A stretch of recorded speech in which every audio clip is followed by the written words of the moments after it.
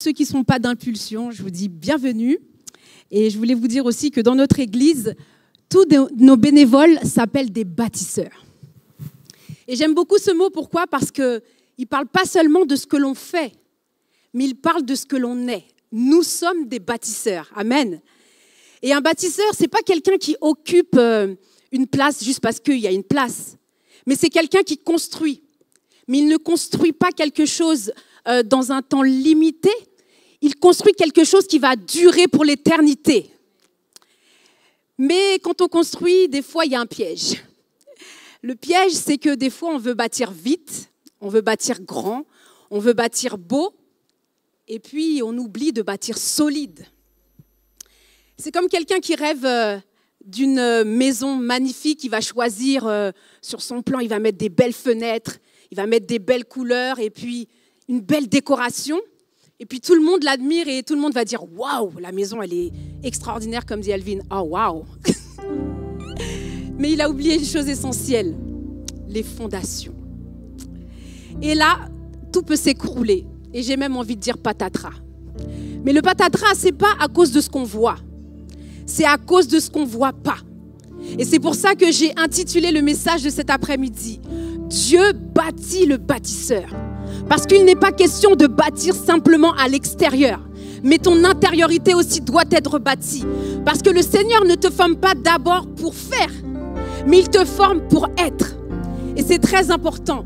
La Bible dit dans le psaume 27, verset 1er, « Si l'Éternel ne bâtit la maison, ceux qui la bâtissent travaillent en vain. En vain, tu te lèves le matin, en vain, tu vas te coucher le soir. » Ouh, c'est triste. Pourquoi ? Parce que on ne bâtit pas avec ses mains. On bâtit d'abord avec son cœur. Et la première pierre que Dieu veut poser dans la vie d'un bâtisseur, ce n'est pas l'organisation, ce n'est même pas le talent, ce n'est même pas l'onction, et pourtant on pourrait croire ça. C'est l'intimité avec lui. Parce que tu ne peux pas bâtir si tu ne demeures pas avec Dieu. Et c'est le premier point de ce message. Dieu doit bâtir ton intimité. Parce que l'intimité avec Dieu, c'est la première pierre qu'il va poser. Et c'est cette pierre-là qui va tenir tout l'édifice. L'intimité, c'est quoi ? C'est la connexion. Parce que le service, c'est bien, mais le service, c'est juste l'application. Il y a besoin d'avoir une connexion. La Bible dit que lorsque Jésus a choisi ses disciples, il a passé du temps en prière. Lorsqu'il les a envoyés prêcher l'évangile, il a d'abord passé du temps dans l'intimité avec eux. Avant que le Seigneur aille sur la croix, il a passé du temps avec son Père à Gethsémani. Alors si Jésus, le Fils de Dieu, avait besoin d'intimité, ça veut dire que nous avons encore plus besoin de cette intimité-là. Ici, il y a des spots, c'est magnifique. C'est beau, c'est design, il n'y a pas de problème. Mais si les spots ne sont pas branchés à l'électricité, aucune lumière ne va être projetée. Et donc, c'est pour ça que tu dois comprendre que lorsque le Seigneur te dit de demeurer en lui, c'est très important. Parce qu'il a dit, sans moi, vous ne pouvez rien faire. Tu peux courir, aller partout. Si tu n'as pas une connexion quotidienne, tu ne peux rien bâtir en réalité. Tu peux bâtir, mais ça ne va pas durer dans le temps. Et l'intimité, c'est quoi aussi ? C'est ce roc invisible. C'est ce qui va vraiment tout tenir. Et parfois, il y a des gens qui pensent qu'il faut juste être occupé pour Dieu. Mais tu sais que tu peux être occupé pour Dieu et être loin de Dieu. Tu sais que tu peux avoir un agenda rempli avec des ministères, tu vas dans les conférences, tu vas dans les festivals et tout ça. Mais tu peux avoir une activité spirituelle, mais pas avoir une vie spirituelle. Et j'ai pas envie de t'offenser, hein, mais Dieu ne cherche pas des bâtisseurs hyperactifs. Il cherche des bâtisseurs connectés. Est-ce que tu es connecté ? C'est le plus important. Et l'intimité, c'est quoi ? C'est un temps que tu vas mettre à part pour le Seigneur. Un temps régulier, un rendez-vous divin. C'est pas juste tu prends ta Bible, tu regardes et tu te dis bon c'est bon, j'ai fait ma lecture du jour, la petite lecture quotidienne. Du coup, tu te donnes une bonne conscience. Non, c'est pas ça. C'est vraiment ce rendez-vous. Parce que c'est dans l'intimité que le Seigneur va t'envoyer une lumière qui va mettre en lumière d'ailleurs toutes les choses qui sont en toi et qui ne sont pas encore parfaites. Et le Seigneur, dans ton intimité, il va t'envoyer dans un autre lieu. Un lieu où il va te transformer. Et c'est là qu'il va commencer à rentrer dans ton caractère. Parce que le caractère, c'est très important pour fonctionner et bâtir dans le Seigneur. Parce que tu peux avoir l'onction, tu peux avoir le talent, tu peux avoir la vision. Mais si tu n'as pas le caractère, eh ben, tout va s'effondrer. Et le caractère, en réalité, c'est ce qui te rend crédible aux yeux des hommes. Et vu que tu bâtis pour le Seigneur, mais pour que les hommes puissent voir la grandeur de Dieu, il est important que Dieu bâtisse ton caractère. C'est le deuxième point. Le caractère, c'est quoi? C'est Dieu qui travaille à l'intérieur de nous. Quand les autres te regardent à l'extérieur, le Seigneur fait un travail avec toi. La Bible dit dans Galates 5, verset 22, « Mais le fruit de l'esprit, c'est l'amour, la joie, la paix, la patience, la bonté, la bénignité, la fidélité. » Toutes ces choses-là, c'est la matière première du bâtisseur. Et c'est important de cultiver ces fruits-là à l'intérieur de nous. La Bible nous parle de personnages et je vous invite vraiment à étudier les personnages bibliques parce que moi, j'ai ressenti que chaque personnage biblique reflète quelque chose de notre caractère. Et la Bible nous parle de David. J'aime beaucoup David. Il a été loin très jeune. Il ne nous dit pas à quel âge il a été loin, mais les rabbins disent que, en fonction de ce qui a marqué dans la Torah, il a été loin peut-être vers l'âge de 15-17 ans, mais ce n'est pas écrit bibliquement. C'est une suggestion. Mais on sait que lorsqu'il est monté sur le trône, il avait 30 ans. Ça veut dire qu'il avait l'onction, puisqu'il a été loin, mais il n'avait pas encore le caractère. Il n'est pas allé directement sur le trône. Dieu l'a d'abord envoyé dans le désert pour le travailler. Et le désert, ce n'est pas un retard en réalité. Le désert, c'est une formation. Avant de combattre les Philistins, Dieu l'a fait combattre l'orgueil. Il lui a fait combattre la peur. Il avait déjà préparé le trône pour David. Mais il devait d'abord préparer l'homme qui allait s'asseoir sur le trône. Il y a un autre personnage aussi que j'aime bien, c'est Pierre. Parce que Pierre, il avait le feu.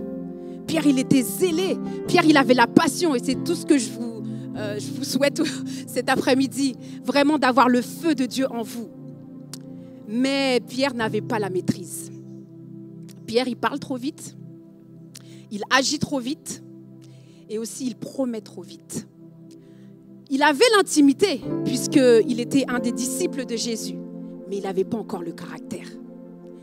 Et ce qui s'est passé, c'est qu'il a renié Jésus. Mais la beauté de la parole de Dieu et la beauté du cœur de notre Seigneur, c'est qu'au lieu de le rejeter, le Seigneur l'a restauré, il l'a reconstruit. Il a dit, Pierre, tu es Pierre. Et sur cette pierre, je bâtirai mon église. Et la chute de Pierre n'a pas cessé son appel. Mais par contre, elle a bien cassé son orgueil. Et c'est très important de regarder à l'intérieur de toi pour savoir où est-ce que tu en es avec le Seigneur. Peut-être c'est ton orgueil qui t'empêche d'évoluer et de monter encore plus haut avec le Seigneur. Il y a deux autres personnages dans la Bible, Saül et Judas. Ils avaient aussi un appel. La Bible a reconnu, le Seigneur a reconnu Judas, c'est lui qui l'a choisi. Mais leur caractère n'était pas travaillé. Saül avait l'onction. Mais le problème de Saül, c'est que dans son cœur, il a gardé la jalousie, il a gardé la peur, il a gardé l'instabilité. Il est quand même parti voir une nécromancienne pour savoir s'il allait gagner ou pas, tellement il était dans l'insécurité. Judas, lui qui a marché avec Jésus, il n'a jamais laissé le Seigneur changer son cœur. Et ça, c'est problématique. Parce que le Seigneur peut te donner une vision. Mais si tu n'acceptes pas la transformation, tu t'écroules. Et ce qui s'est passé, c'est que l'ego a pris le contrôle de Saül. Saül s'est suicidé. Judas s'est suicidé. Mais ce qu'il faut comprendre, c'est que là où Saül et Judas se sont fermés, Pierre, lui, il s'est laissé relever. Et j'aime beaucoup ces hommes de Dieu parce que la Bible dit qu'ils ont pleuré amèrement. Ils ont regretté ce qu'ils ont fait de mal. Parce qu'ils ont compris que Dieu ne détruit pas le bâtisseur, mais il détruit ce qui veut détruire le bâtisseur. Ça veut dire que tout ce qui est en toi qui t'empêche de bâtir, le Seigneur veut le casser.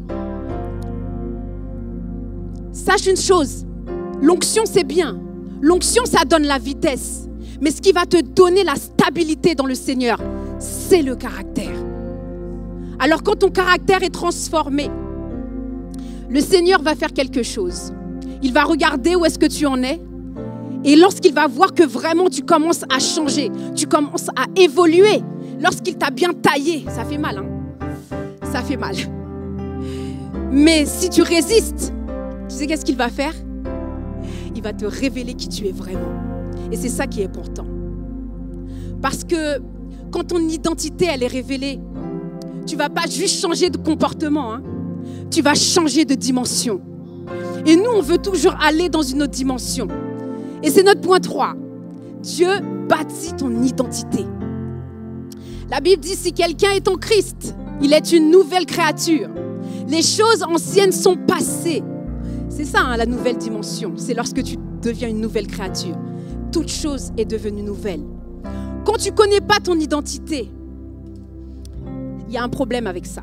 Parce que tu vas essayer de la construire toi-même. Et là, c'est le danger. Parce que l'identité, elle est unique. Il n'y en a qu'une seule. Et j'aime bien embêter mon fils Elvin parce qu'il est très stylé. Donc quand il va sortir, il me dit « Maman, tu penses si je mets ça? Ouais, c'est bon, là, ouais. Et là, c'est bon ?» Je dis « Oui, Elvin. Mais bon, tu peux avoir plusieurs styles, mais tu n'as qu'une seule identité. » Et il y a eu un problème avec la tour de Babel. Lorsqu'on regarde dans Genèse 11, versets 1 à 9, si vous voulez lire toute l'histoire, mais nous, on va se focuser sur le verset 4. Ils dirent encore, « Allons, bâtissons-nous une ville et une tour dont le sommet touche le ciel. Et faisons-nous un nom, afin que nous ne soyons pas dispersés sur la surface de la terre. » Faisons-nous un nom? Quand j'ai vu ça, j'ai dit, oh, ça veut dire, mais qui doit te donner le nom? C'est Jésus qui te qualifie. C'est lui qui te donne ton identité. C'est lui qui te donne ton nom. Si tu veux faire ton nom, tu vas t'écrouler. Et c'est ce qui s'est passé. Le Seigneur a confondu leur langage. Parce que on va voir encore ce qui s'est passé dans Genèse 11, verset 3, un petit peu avant. Et c'est intéressant de voir avec quoi ils ont construit cette tour.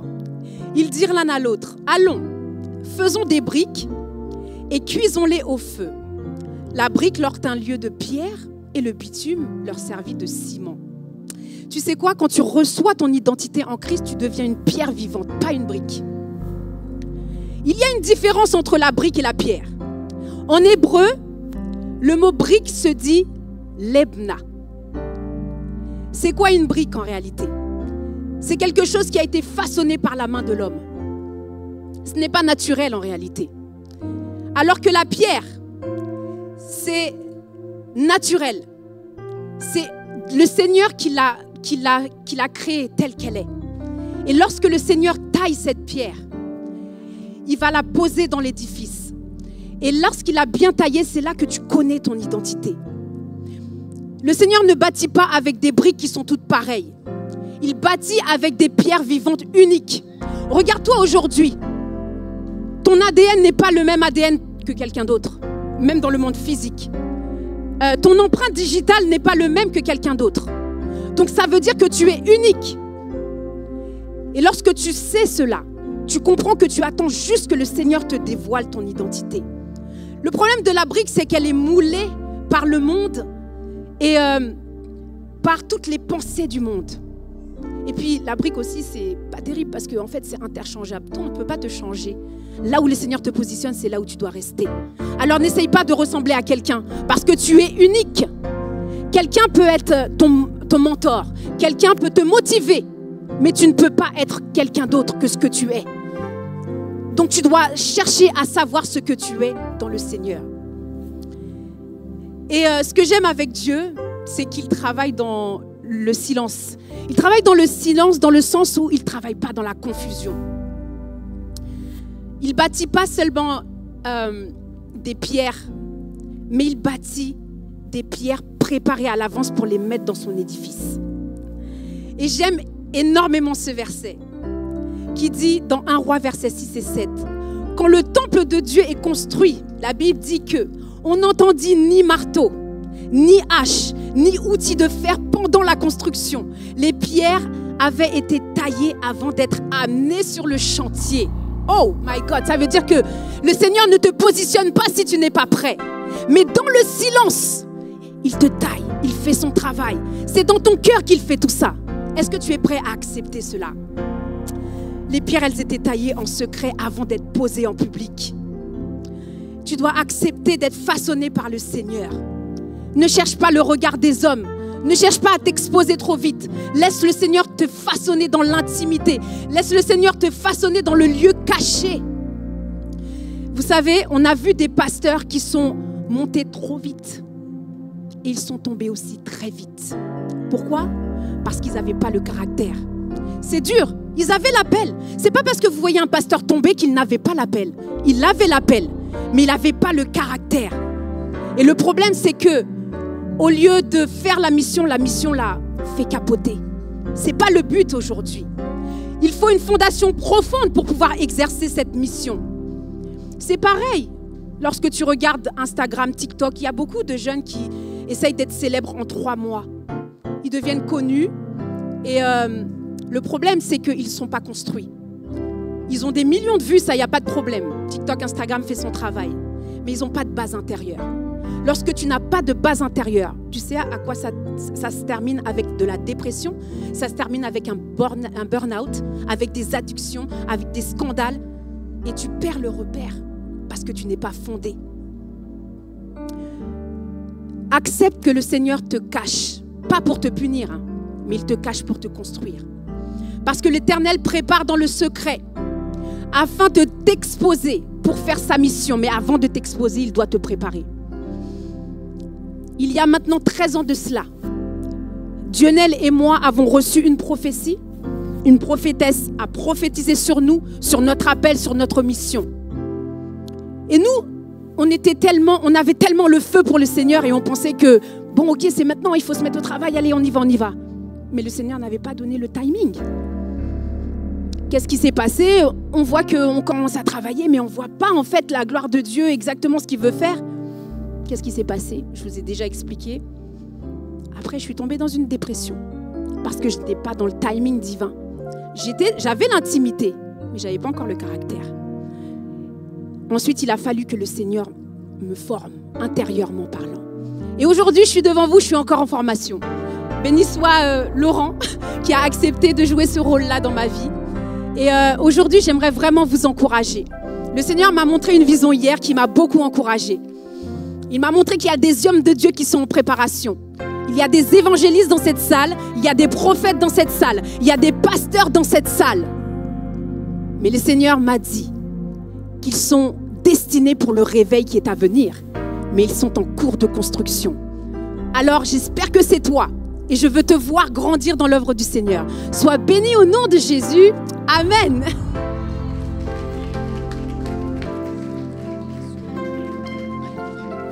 Ouh, alléluia. Commence fort, hein?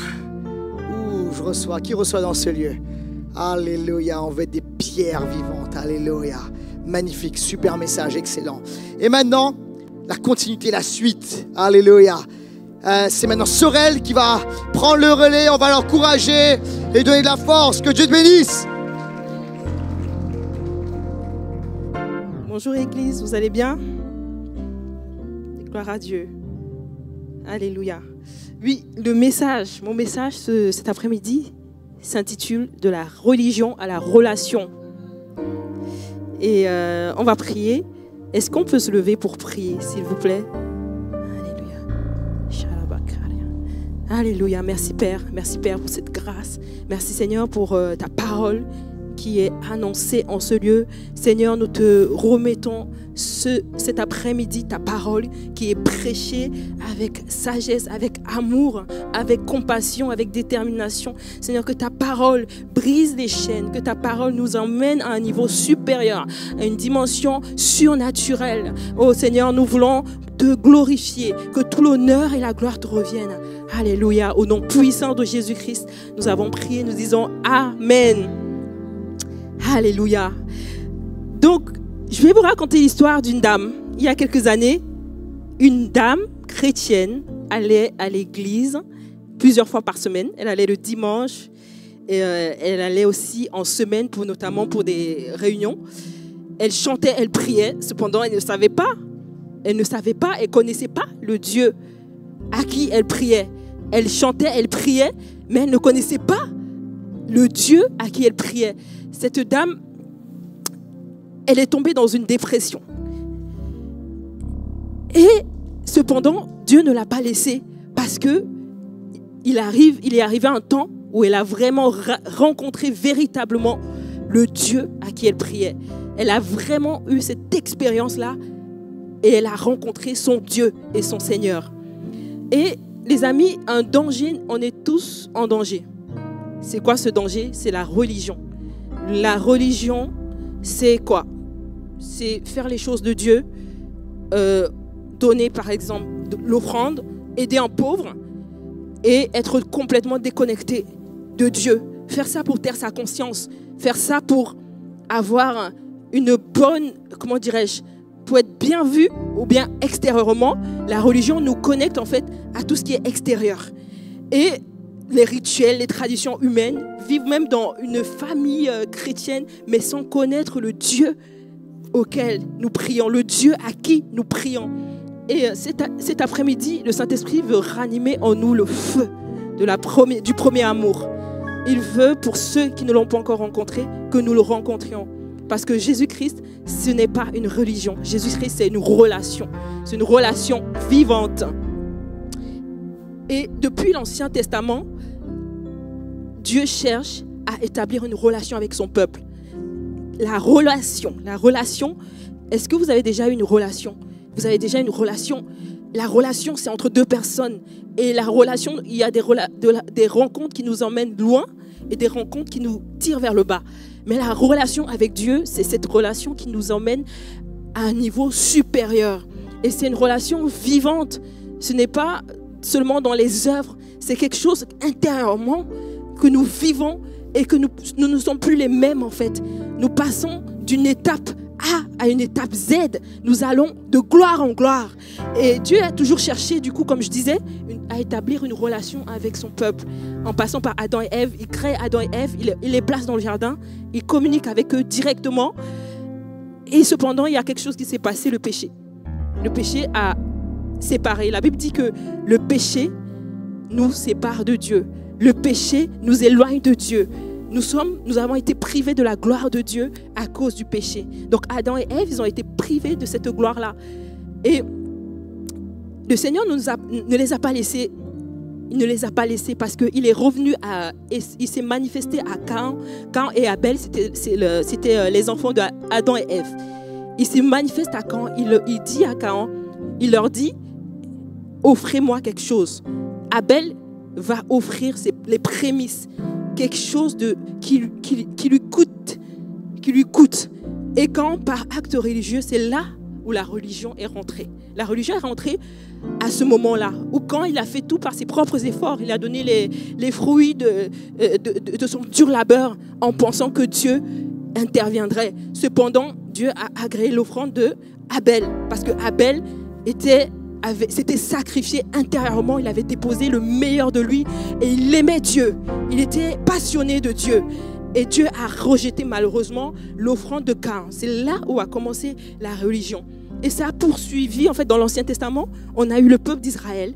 Dieu a choisi quelques prophètes dans le peuple d'Israël. Il a choisi les prophètes, il a choisi Abraham, Noé, il s'est manifesté à Moïse. Et le peuple d'Israël était complètement coupé de la relation au point où ils avaient peur de voir Dieu. Et cependant, Dieu ne les a pas laissés. Dieu est venu à eux, il s'est manifesté. Et Dieu, à un moment, leur dit, vos cœurs sont éloignés de moi. Vos cœurs sont éloignés de moi. Parce que vous ne voulez pas, vous êtes trop sur les sacrifices, vous êtes trop sur l'apparence, vous êtes trop sur faire pour faire, mais le cœur est éloigné de moi. Mais merci à Dieu parce que dans son amour, il a envoyé son Fils.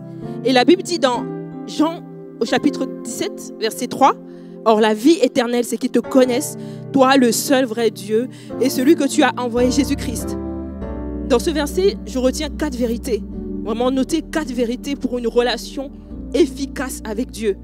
Première vérité, la vie éternelle, elle ne commence pas après la mort, les amis. Elle commence maintenant, elle commence aujourd'hui. La vie en abondance, la Zoé Life, elle commence maintenant. Deuxième vérité, quand la Bible dit, c'est qu'ils te connaissent. Connaître ici, ce n'est pas seulement savoir qui est Dieu, c'est rentrer dans une communion intime, communion profonde, expérimenter la présence de Dieu et son amour. Et après, il dit, Jésus-Christ dit, il dit, toi le seul vrai Dieu. Ici, Dieu se distingue des idoles. Dieu n'est pas une idole. Si on a été élevé en adorant des idoles, Dieu n'est pas une idole. Dieu est au-delà. Dieu est unique. Il est seul en son genre. Et Dieu, c'est le seul vrai Dieu. Et Dieu, il nous encourage à changer de direction. Si peut-être qu'on était à fond dans une religion, il nous encourage à tourner le regard vers Jésus-Christ. Et parce que Jésus-Christ, c'est le chemin, la vérité et la vie. C'est lui qui nous conduit au Père. C'est lui, c'est en acceptant Jésus-Christ que nous pouvons rétablir cette relation qui a été perdue dans le jardin d'Éden. Et 2 points pour rétablir cette relation. Le premier point, c'est naître de nouveau. Il faut naître de nouveau. Dans Jean, au chapitre 3, verset 3, la Bible dit, en vérité, je te le dis, si un homme ne naît de nouveau, il ne peut voir le royaume de Dieu.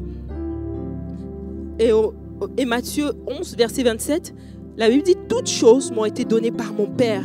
Et personne ne connaît le Fils si ce n'est le Père. Personne non plus ne connaît le Père si ce n'est le Fils. Et celui à qui le Fils veut le révéler.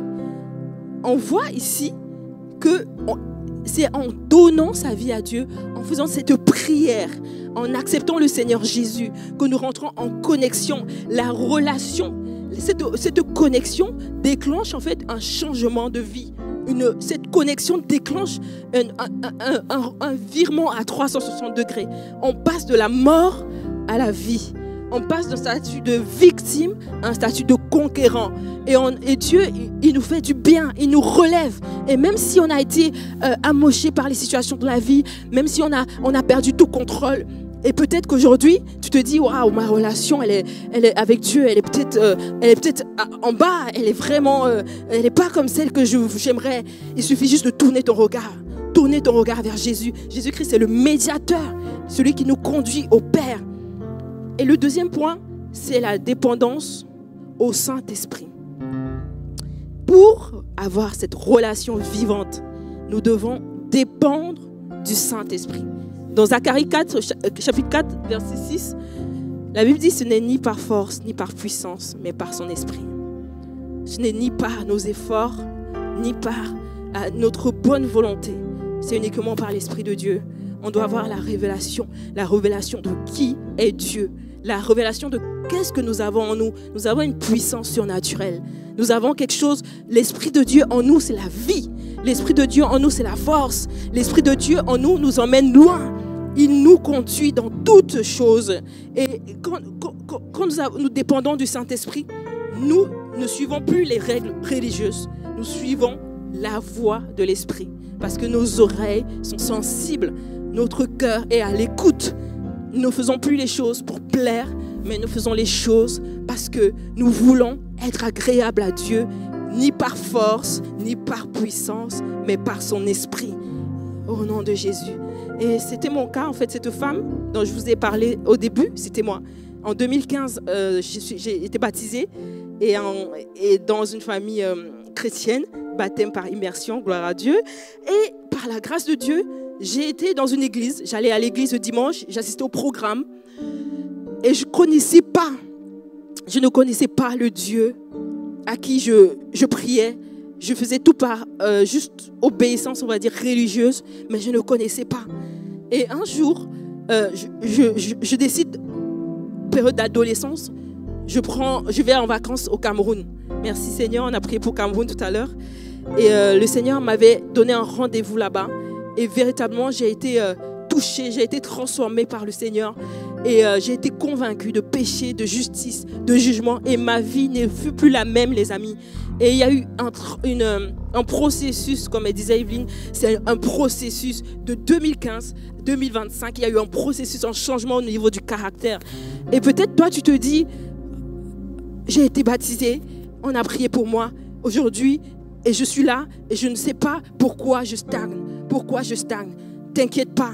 Dieu est là, il est au contrôle. T'inquiète pas, le Seigneur va te relever. T'inquiète pas, il va arriver un moment où le Saint-Esprit va te relever et il va t'emmener loin. Et si tu veux rencontrer ce Dieu qui change la vie, qui guérit les corps, qui guérit les âmes, je veux bien, tu peux faire cette prière avec moi. Alléluia. On va prier. Alléluia. Seigneur, je te remercie pour cette journée bénie. Merci Seigneur parce que tu es au contrôle de toutes choses. Saint-Esprit, je prie pour mon frère, pour ma soeur ici présent.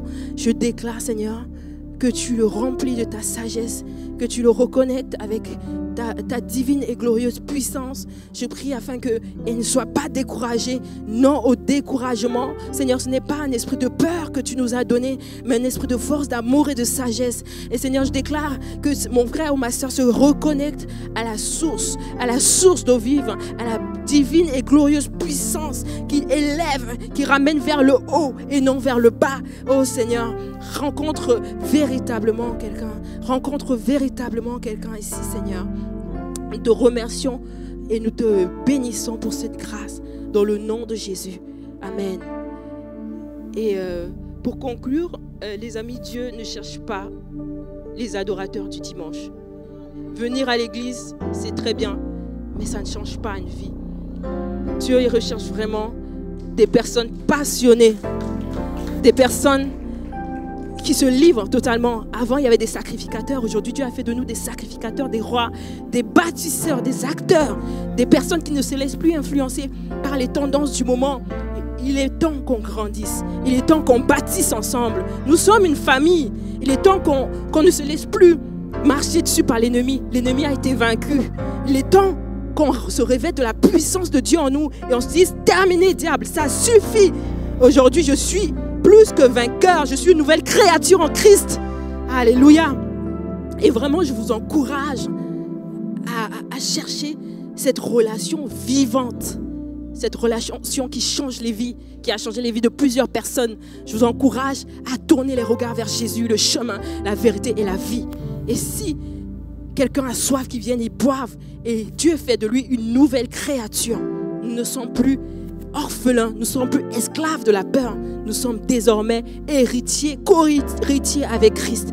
Gens de la maison de Dieu, enfants de Dieu. Donc que chacun rétablisse cette relation avec Dieu. Ça ne dépend pas de quelqu'un d'extérieur, ça dépend de nos cœurs, de nos âmes assoiffées et de nos vies qui se laissent modeler par lui. Alléluia. Soyez bénis.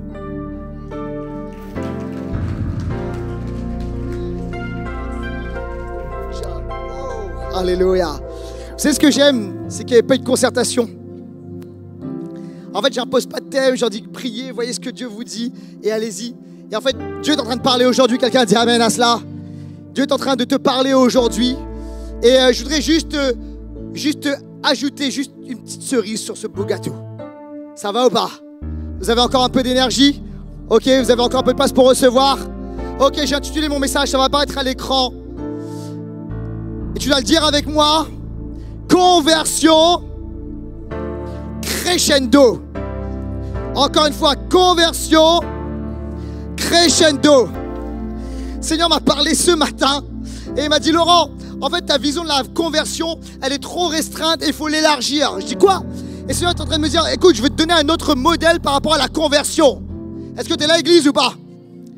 Et tu sais, des fois, tu t'es arrêté, la conversion, c'est une personne qui donne sa vie à Jésus. Elle est passée, d'accord, de la mort à la vie. Elle est une nouvelle créature et c'est tout. Et comment dire, la conversion, c'est plus large que ça. En fait, Dieu veut convertir tellement de choses dans notre vie. Est-ce que quelqu'un est avec moi dans ce lieu? Ok? Et il veut convertir des vies, convertir des familles, convertir des quartiers, convertir des villes, convertir des nations. Dites un bon amen à cela. Faites de toutes les nations des disciples. Dis un bon amen. Ok?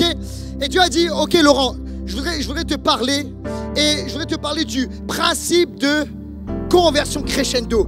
Une conversion qui monte. Et il m'a dit, regarde ce qui s'est passé dans ta propre vie, dans ta propre famille. Avec notre famille, nous, on ne connaissait pas le Seigneur. On était les seuls chez les Rupis à ne pas connaître Dieu. Ok? Et un jour, mon père, l'ennemi le frappe et en fait, Dieu change de mal en bien. T'es là ou pas?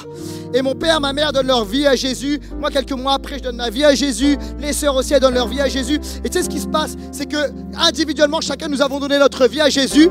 Mais tu sais ce qui s'est passé? C'est que ça a transformé l'atmosphère de la famille entière. Il n'y avait plus les mêmes musiques à la maison. Il n'y avait plus les mêmes films qu'on regardait à la maison. Il n'y avait plus les mêmes dialogues à la maison, etc. On pratiquait plus les mêmes choses. Tu sais pourquoi? Parce qu'en fait, la conversion est montée crescendo de plus en plus fort. Quelqu'un le reçoit dans ce lieu ou pas? Et Dieu me dit ceci, c'est que la conversion, elle doit monter de plus en plus haut. D'accord? Et tu dois élargir ta compréhension de la conversion. Et Dieu m'a dit, je vais te donner le modèle conversion crescendo. Quelqu'un me suit dans ce lieu? Ok. Et il m'a dit, va dans Genèse chapitre 1. Genèse chapitre 1. Dieu me dit, dès le début, il y a le modèle, ok? Il y a la matrice, il y a la structure, il y a le fonctionnement de ce que je produis à chaque fois, qui est conversion crescendo. Genèse chapitre 1. Versets 2 à 3. Il est écrit ceci. La terre n'était que chaos et vide. Le mot en hébreu, c'est tohu bohu. Ok? Peut-être c'est comme la chambre de ton ado actuellement. Ok? Il y avait des ténèbres à la surface de l'abîme. D'accord? Et l'Esprit de Dieu planait au-dessus de l'eau. Ok? Donc c'est le chaos. C'est le désordre. La terre n'est que tohu bohu. Elle n'est que désordre. C'est du chaos. C'est une masse.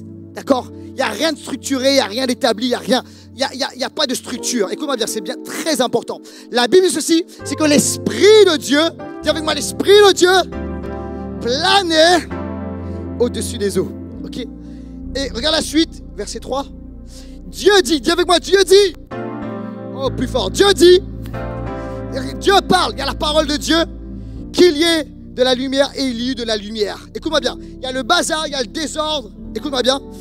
L'Esprit de Dieu est là. Et l'Esprit de Dieu est important. Il faut l'Esprit de Dieu. Il faut la présence de Dieu. Il faut la gloire de Dieu. Vous savez, lorsque Dieu attire quelqu'un, l'Esprit de Dieu commence à le travailler. T'es là ou pas? D'accord? Mais il va falloir qu'à un moment, la parole de Dieu soit relâchée.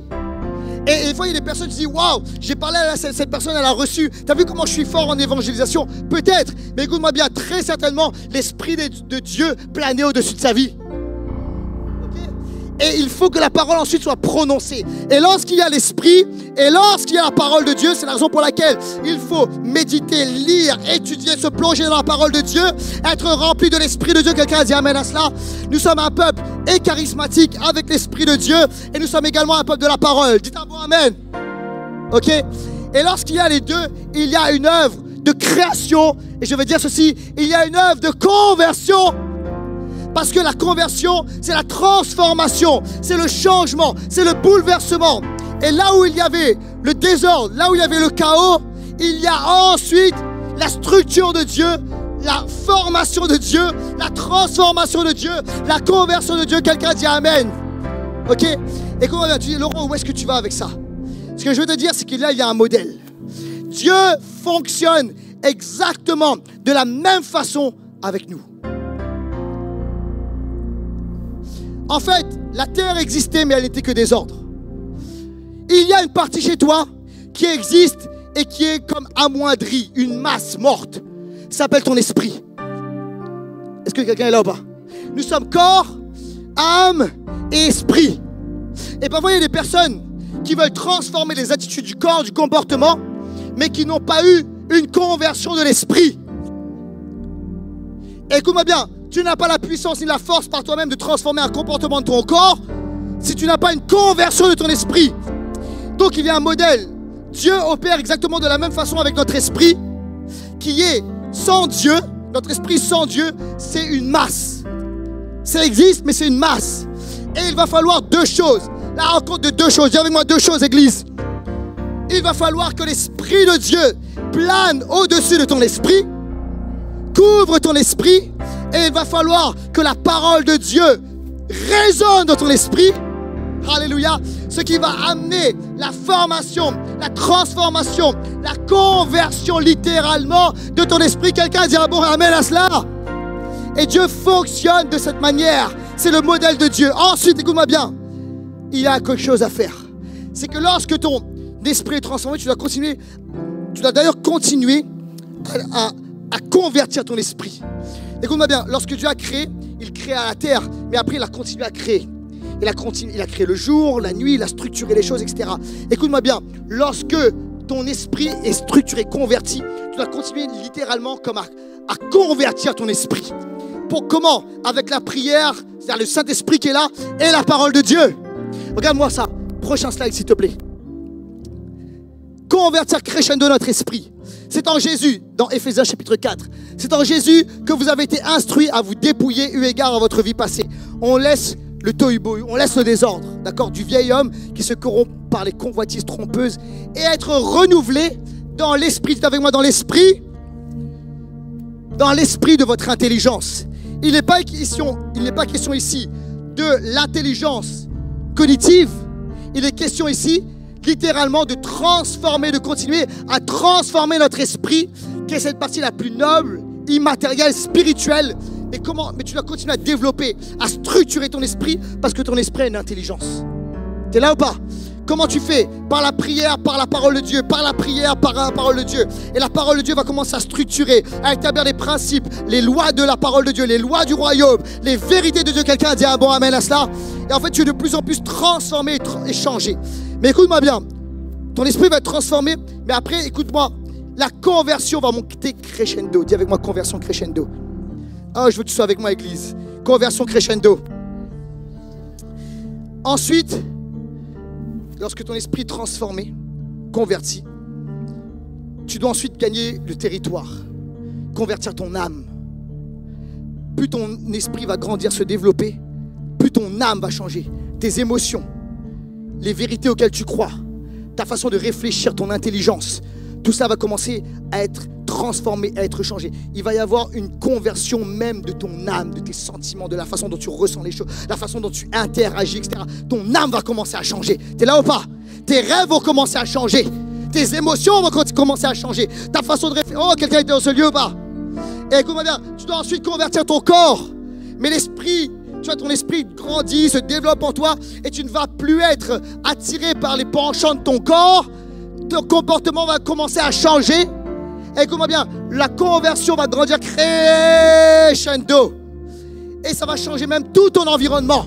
Ça va changer l'atmosphère dans ta maison. Ça va changer tes relations avec les autres. Ça va changer l'atmosphère dans ta famille. Ça va changer ta façon d'interagir avec ta femme, avec ton mari, avec tes enfants, avec tes collègues de travail. Ça va changer tes relations peut-être avec ton patron, ou si t'es patron avec tes employés. Ça va commencer à changer les choses. La façon dont tu parles dans ta vie, la façon dont tu agis. Écoute-moi bien, il va y avoir tout. Dieu est concerné par tout transformer. Quelqu'un a dit un bon amen à cela. Écoute-moi bien, il y a le renouvellement de l'intelligence, le renouvellement intérieur d'un être humain, mais la Bible parle également du renouvellement de toutes choses. C'est ce que j'appelle conversion crescendo. Dieu veut renouveler, ça veut dire convertir toutes choses. Mais des fois, on s'y prend mal. Le problème, c'est qu'on prend le truc à l'envers. C'est avec moi ou pas? On veut commencer par convertir, je veux que les choses changent, et puis après, si Dieu te change autour de moi les choses, là je te donnerai ma vie. Oh, tu vois, tu n'as pas compris comment Dieu fonctionne. Tu dois comprendre le modèle conversion crescendo. On lit un autre passage, je vais enfoncer le clou, un exemple de conversion crescendo. Josué chapitre 1, versets 10 et 11. Josué donna cet ordre aux officiers du peuple: parcourez le camp, et voici que vous ordonnerez au peuple: préparez-vous des provisions, car dans 3 jours, vous passerez le Jourdain pour aller conquérir le pays dont l'Éternel, votre Dieu, vous donne la possession. Écoute, c'est très important. Ils étaient déjà sortis d'Égypte. Ils n'étaient plus sous le poids de Pharaon. Moïse avait déjà été appelé et ils étaient sortis d'Égypte, c'est l'image même de la conversion. De passer des ténèbres à la lumière. Ils avaient passé la mer Rouge. Et là même, ils ont passé le Jourdain. D'accord? C'est la même image. C'est-à-dire, on est sorti du monde. On est sorti du péché. On est sorti des ténèbres. D'accord? On est passé de l'autre côté. On est dans le royaume. Mais Dieu parle à Josué et lui dit, va conquérir les territoires. Seigneur, mais fais le travail. Non, tu vas aller conquérir toi le territoire. Pourquoi? Parce que maintenant, tu es réveillé, ton esprit est réveillé, tu as l'autorité spirituelle, tu as l'identité, tu as tout ce qu'il faut, tu as les lois du royaume, tu vas aller conquérir le territoire. Ok? Et en fait, ce que Dieu voulait, c'est qu'il y ait une conversion crescendo. Le peuple devait littéralement sortir d'Égypte, donc littéralement se convertir, revenir à Dieu. Et en même temps, ce que Dieu voulait, c'est que les territoires soient convertis. Et de la même façon, aujourd'hui, Dieu veut que tu gagnes, que tu reprennes des territoires. Tu reprennes les territoires de ton intériorité. Tu dois arrêter d'être squatté par des géants. D'accord? Tu dois arrêter d'être squatté par le péché, par des idoles, par tout cela. L'atmosphère doit changer autour de toi. Les addictions doivent tomber. Quelqu'un dit amen à cela. Ta façon de réagir doit changer. Peut-être que ça peut-être des problèmes de pulsion, etc. Tu es incontrôlable. Il y a un mal-être en toi. Tout ça, Dieu veut que tu passes, qu'il y ait une conversion littéralement à l'intérieur de toi. Mais qu'est-ce que tu dois faire? Quel est le premier pas? Venir à l'église, c'est bien, mais c'est pas suffisant. Chanter les chants. Moi, j'aime chanter les chants. C'est super, mais c'est pas suffisant. Être dans une famille chrétienne, c'est mieux, mais c'est pas suffisant. Quelqu'un est avec moi ou pas? Se dire chrétien culturellement, c'est bien, mais c'est pas suffisant. On parle aujourd'hui, on dit il faut la transformation de notre pays, une nouvelle civilisation, etc. Écoute-moi bien, le point de départ est la conversion de ton esprit, de passer de la mort à la vie, que ton esprit passe d'une masse informe, chaos, vide, sans rien. L'esprit de Dieu qui va planer et Dieu qui parle. Et ensuite tu structures ton esprit. Tu laisses le Saint-Esprit parler à ton esprit. Tu rentres dans la parole de Dieu et tu te développes et tu grandis. Écoute-moi bien, l'atmosphère autour de toi va changer. Quelqu'un a dit amen à cela. Les choses autour de toi vont changer. Écoute-moi bien, les familles vont changer. Alléluia. Les quartiers peuvent changer. Des villes peuvent changer. Tu dis Laurent, de quoi tu me parles? Début 20e siècle. Pas très loin de la France, au Pays de Galles. Un réveil extraordinaire a éclaté, 1904-1905. Ça a commencé juste par une poignée de jeunes chrétiens qui ont été dans la parole de Dieu, qui ont vécu comme cette dynamite spirituelle, ce renouvellement spirituel, un réveil intérieur. Quelqu'un est avec moi dans ce lieu? Une revitalisation intérieure par la prière, le Saint-Esprit est descendu. Ce petit groupe a commencé à grandir. Et de plus en plus, le groupe s'est étoffé. Les gens commencent à revenir à Jésus dans la repentance, en larmes, abandonnant leur vie passée. Et en fait, il y a eu un feu qui est monté crescendo.